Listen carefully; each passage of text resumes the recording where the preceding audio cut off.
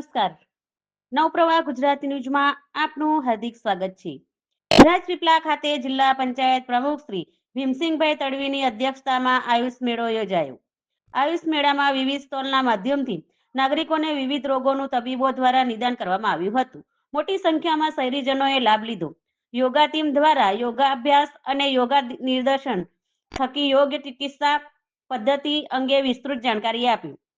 ગુજરાત સરકારના આરોગ્ય અને પરિવાર કલ્યાણ વિભાગ ગાંધીનગર તથા આયુષ નિયામક શ્રીની કચેરી માર્ગદર્શન હેઠળ નર્મદા જિલ્લા પંચાયત નર્મદાની આયુર્વેદિક શાખા દ્વારા રાજપીપળા શહેરમાં સ્વામિનારાયણ મંદિર સકુલ સંતોષ 4 રસ્તા ખાતે આયુષ મેળાનું આયોજન કરવામાં આવ્યું હતું.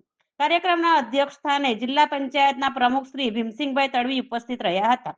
જિલ્લા વિકાસ અધિકારી આરવી વાળાએ આયુષ મેળાની મુલાકાત લઈ કાર્યક્રમ સ્થળે ઊભા કરાયેલા વિવિધ સ્ટોલનું નિરીક્ષણ કર્યું હતું. રાજપીપળા સ્વામિનારાયણ મંદિરના આજે આયુષ મેળાનું આયોજન કરવામાં આવ્યું.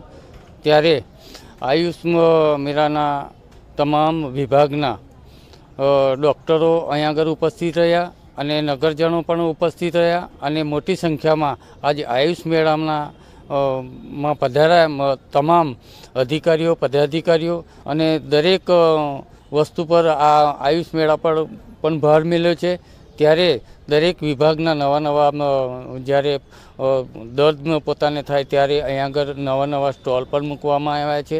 ત્યારે આ સ્ટોલના તમામ નાગરિકો આ સ્ટોલનો લાભ લે અને આ મોટી સંખ્યામાં ઉપસ્થિત રહ્યા આયુષ મેળામાં પધાર્યા એ બદલ સૌનો ખૂબ ખૂબ આભાર.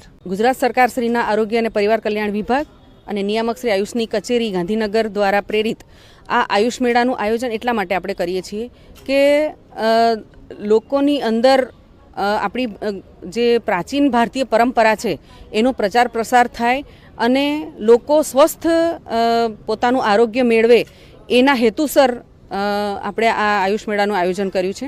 આયુષની અલગ અલગ વિશેષતાઓ છે. આયુર્વેદ છે, હોમિયોપેથી છે, યોગ નેચરોપેથી છે, સિદ્ધ અને યુનાની. આ દરેક જે પથ્થીઓ છે એ આપણી જૂની ભારતીય પરંપરાઓ છે. એના દ્વારા આપણે સ્વસ્થતાપૂર્વક કઈ રીતે જીવન જીવી શકીએ એના અલગ અલગ આપણે સ્ટોલ પણ રાખ્યા છે. એની માહિતી પણ આપણે આજે આપવાના છીએ.